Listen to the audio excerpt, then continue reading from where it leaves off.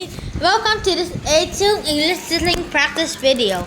You can use this video to practice your listening and comprehension as I speak.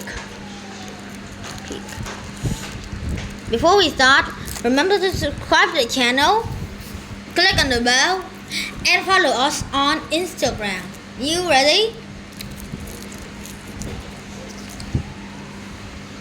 So today, I'm going to talk about manners. What are manners? What manners refers to the way people behave in social situations. So, I'm going to talk about good manners and bad manners in the US and compare it to other countries. Specifically, we are going to focus on dining etiquette. The word etiquette is another word for manners. Dining etiquette is fun to talk about because there are many differences throughout the world when it comes to this topic. In the US, for example, it's not polite to make a lot of noise while you're eating. It's not polite to chew your food loudly or with your mouth open. It is not polite to sip your drink or soak loudly. The verb sip refers to the act of drinking or consuming something like this. And if you sip something loudly, we say that you're slurping. To be honest, this is pretty hard for me to avoid. When I eat soup, I always slurp it. My wife always lectures me about this and tells me not to do it, especially when in public. However, in places like Japan, sipping or even slurping your food loudly is not considered rude. In fact, it's considered rude if you don't slurp your soup. If you're ramen in Japan, you're supposed to eat it like this. So, my bad habit wouldn't be a problem in Japan. Interesting, huh? Here's another similar example. In the US, it's considered very rude to burp in public. Burping is the sound you make with your throat after you eat or drink something, like soda. So, in America, you definitely won't hear people burping in restaurants. However, in many places in China, burping after you eat your meal isn't rude. It can actually be a compliment to the chef. It tells the chef that you like the food. I think there's a pretty interesting difference between manners in the US and China.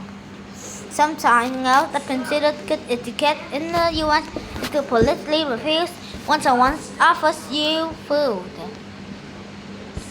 Someone offers you food in situations where you didn't plan to eat together. It's polite to refuse at least the first offer. For example, let's say you are at someone's house and you are not good friends with them and they offer to make you some food. You can say something like, "Oh, that's okay, you don't have to do that." Then the person often offers again. Then maybe you accept the second offer. Or maybe you don't. It's not rude to refuse offers for food. You can do this a lot, even if I do want the food.